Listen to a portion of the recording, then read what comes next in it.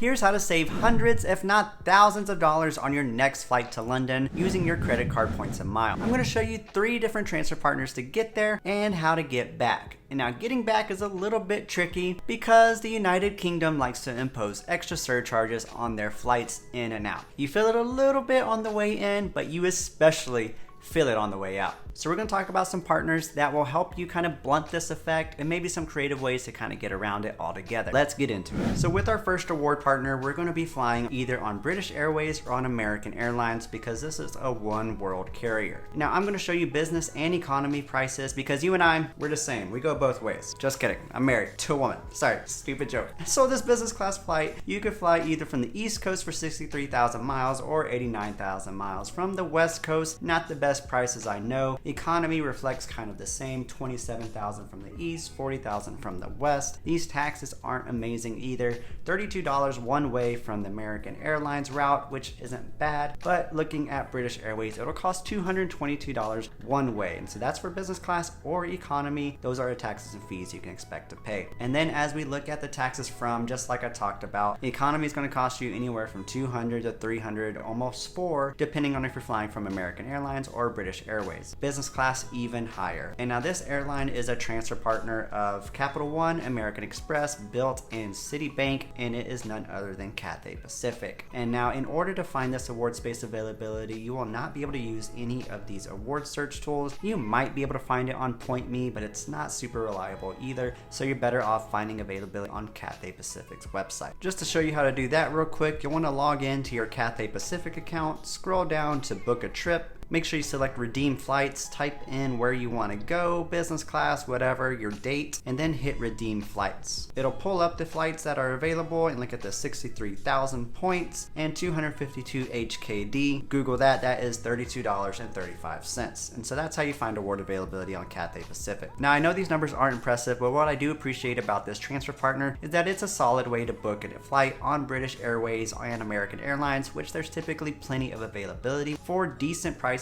compared to if you were to book on British Airways directly. Plus they have a decent number of transfer partners, making it pretty accessible. Now let's move on to the next transfer partner. Now this next airline is part of the Sky team, and its business class flights go at a nice 50,000 points. Economies either 15 to 20,000 points depending if you catch a promotional deal. And now if you look at these numbers, you probably already know these taxes on the way there are not bad. $120, $245 in business class, could be worse. On the way back though, $279 for economy, and then really bad business class at $600 on the way back. No thanks. Now this airline is a transfer partner of everyone and their mama. Now we're talking none other than Flying Blue, which is Air France and KLM Airlines. Now this airline can be found on all of the different award search tools, making it very useful. And now this partner hosts flights on Air France, KLM, Virgin Atlantic, and even Delta. However, the prices are not going to be these prices. These prices are reflective of specifically for Air France and KLM.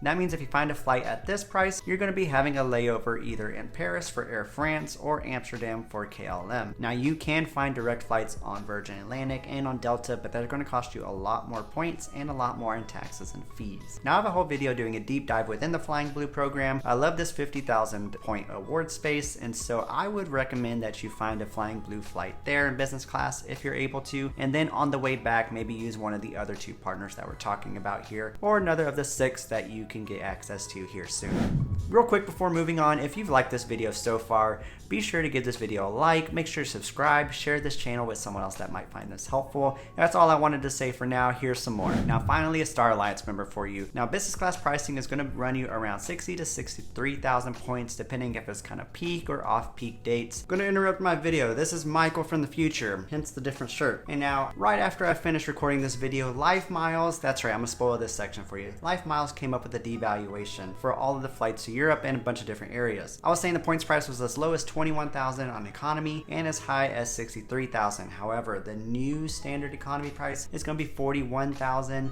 and business class will run you 70,000 points one way now. This seems to be true for both the West and the East Coast as of now. However, there's 2 nuggets I found with this new award pricing. I'm looking at this flight from LAX with the domestic segment all the way over to LHR, and so with a half economy, half business class, class, this rounds right under 60,000 points. And so potentially if there is a domestic segment on United, then maybe you can get that old pricing. Additionally, it looks like Newark specifically has business class flights over to London for just 45,000 points one-way business class. Now, if this remains to be true, great. This is definitely a sweet spot with this new award chart. If it turns out not to be true after a couple of days with this new award pricing, I'll be sure to let you know down in the description. But now I'm gonna drop you off in the video right after I talk about the points price, where we talk about the taxes and so on. And now taxes to London will cost you about $12 if you're flying on a carrier like United, but if you're flying a European airline like Lufthansa, you can expect to pay more in the $60 range. Now on the way back from the United Kingdom, you know you've got the $200 one way. Business class is a little bit better than previous partners at $380.